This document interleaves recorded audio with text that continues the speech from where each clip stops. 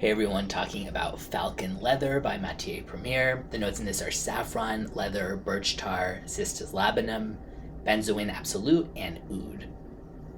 I thought I would really like this, and I was super looking forward to it. That I didn't actually, oud wasn't listed in the notes that I saw at first, or that would have tempered my interest a little bit. But I thought that I would really like this. I don't. I don't think it's bad. It's just not for me. The opening smells like really rubbery, woodsy, smoky leather on me, which sounds like something I would like, but there's like an oud, I guess really oud, in the background right away, and it just keeps getting stronger, and I don't like the way it manifests here. It kind of, the beginning, and not just the oud part, opens like, you're opening a brand new box of like suede or leather shoes or something. I feel like I'm in like a Payless or something.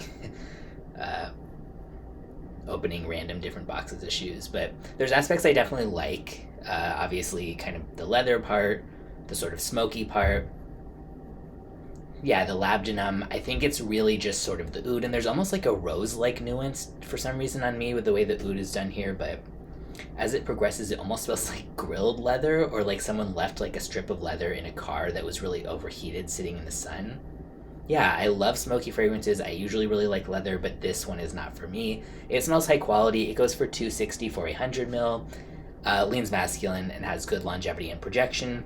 But there's something I just find off-putting about it, and yeah, maybe you'll like it better. I'll put a link in the description where you can get a bottle or a sample. But for me, it's not a quality issue. It's just like, I don't want to smell this, which is certainly not a compliment, obviously. Yeah, I think if you like oud that's a bit pungent, this isn't like 10 out of 10 pungent, but along with the other notes here, you would probably like it much more than me. But if you don't like oud, honestly, I would just skip this because, no. I don't hate it or anything, but it's definitely not something that's pleasant to my nose.